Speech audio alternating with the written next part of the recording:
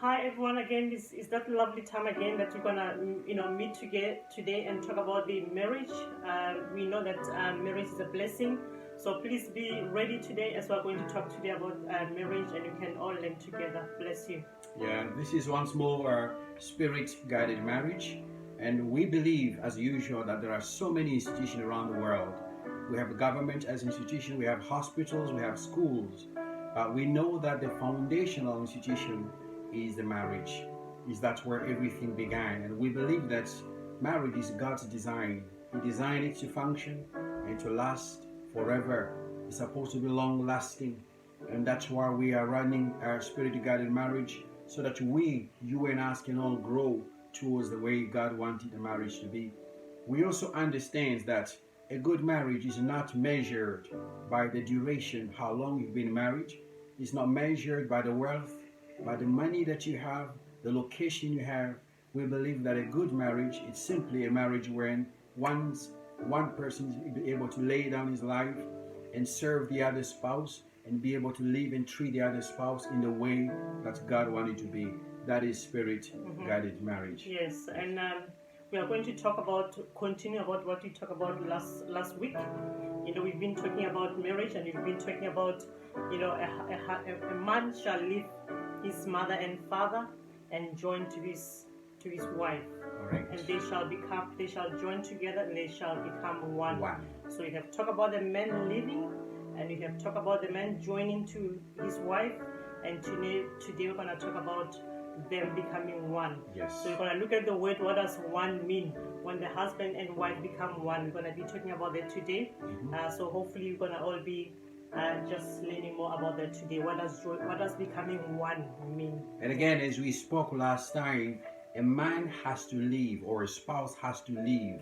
You need to leave everything behind, your friends, your family, even financial support you receive from your family. And when you leave, you're going to join. When you join, the two of you will become one. But which one will you become? We have green, we have blue, I believe, or different types of blue. Once joined together, which color will that reflect or bring out? So that's what we will be talking today, becoming one. But which one are you going to become? Yes. So I understand. Did you want to? Okay, I'll just go straight away. Yeah. Okay. We know that you are 20 years of age, for example, and your spouse is 25 years of age, and you come together, all together makes 20 out 25. What is it? 45, I think. 45 years of what? Of history of you are 20, another one 25 years. It's 45 years of opposite sex, of collision of histories. This person grew up in a different background. This person grew up in another background. They both come together as 45 years. You may think, oh, we just got married. It's not that you just got married. It's 45 years of history, of collision of history, of opposite sex living together. And we also understand that you may say, oh, I'm going to change my spouse. Oh, he's going to change me. How about your spouse changing you? If your spouse was drinking a lot, he can also change you.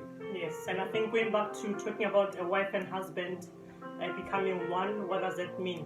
It's about husband and wife and joining together and becoming one. So which means whatever you do together as husband and wife, you decide together. Wherever you go as a wife, you have to tell your husband. It's not like before when you were not married before. Whatever you do, you don't have to tell anyone. You can decide on your own. But once your life changes, you marry someone, everything you do together. As a wife, you want to go somewhere, you tell your husband. You want to do something, you tell your husband. You want to buy a car, you decide together. You want to do saving in your bank account, you decide together. You want to use money, you decide together. You want anything you want to do, you do together, because now you have become one, which means whatever you think, you think together. You don't decide alone. So that's what about becoming one. It's about working together, deciding together. Whatever you do together. And again, you become what we said earlier, indistinguishable solution. You are two people. We mixed milk and water last time. You could see the mixture. We could not distinguish it. They were all one thing. But as we are trying to say, when I married my wife, we are from different countries, and I did not want her to become a person of my country. Maybe, for example, in my country there's a lot of crime, or maybe in my country people drink a lot, or in my country people do a lot of frauds, for example, or in her country people do this, people do that, people drinks a lot, and people do this, people do this. So I am not gonna become her country. She is not going to become my country, but the two of us, we need to improve and become and follow the role model of the design of marriage, which is Christ. So as soon as the couple join together, there must be an improvement in our lives. One of you was educated, one of you was not educated. That should not be the problem, but we should grow towards one goal and reflect the image of Christ. There must be an improvement in a relationship once you join together. And I think as well, marriage is not about a couple and a husband and a wife not loving each other. Because obviously when you met, you did love each other. So you love each other. The only problem in the marriage is why you are not one anymore, because there's no relationship. You know, for a marriage to be one, you need to have a relationship, which means you talk together, you decide together, so you become one. So husband and wife, when they met, or as a boyfriend and girlfriend, when you met, you love each other, you know. Correct, so yes. when everyone divorced, it's not like they did not love each other, but because of the problems which were involved in the marriage, they think it's hard to solve, so they decide to divorce. But you still love each other. So it's not about really saying I don't love my husband or my wife anymore, but it's about not having a relationship together, because the more you spend time together, you become one. You decide together, you spend time together, you are one. You know, your relationship, your marriage becomes stronger. But once there's no relationship, you know, the marriage will become weaker. You know, Absolutely. my kids, I think, you know, they know that very well. They know that where mommy is, dad is there. Where dad is, man is there. You know, even when people call in our house, you know, sometimes they make a joke. They'll be saying, where's mom, or where's mommy? You know, and they'll be saying, she's downstairs or she's upstairs, and they'll be saying, is he with the husband? You know, because they know that wherever we are, you know, we are together. Absolutely. So it's about relationship. It's not that you don't love each other, but the more you spend together, your marriage becomes strong, and your love for each other will become strong as well. Absolutely. And then we also mentioned that when you become one, you disregard your background. I give a simple example. If I were a drunkard before I meet her and we become together, I'm not going to become worse in drinking. I have to improve.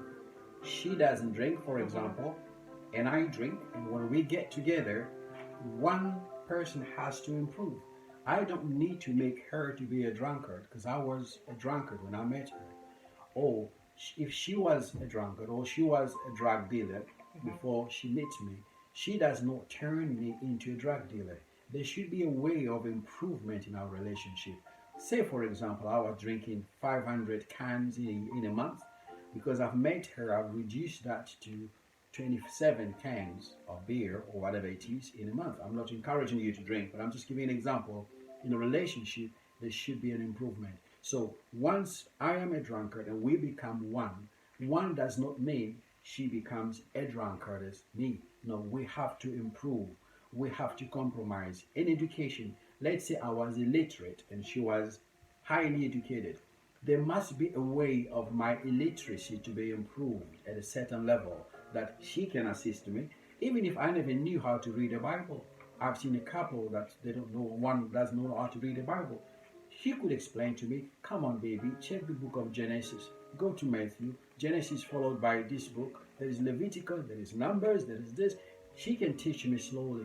That's how a relation is. But I don't want her to take my image or me to take her really, image. if I met you, for example, if I met him a drunkard, or I met him using drugs, which one will I be? You know, Yes. because When the we become one. Bible tells us that to become one. Yes. Because I've heard of many marriages where, you know, the wife met the husband, either the husband was, you know, doing drugs, but the wife ended up doing drugs because, you know, the husband was. So it's about you Not good, coming yes. together, yes. Yes.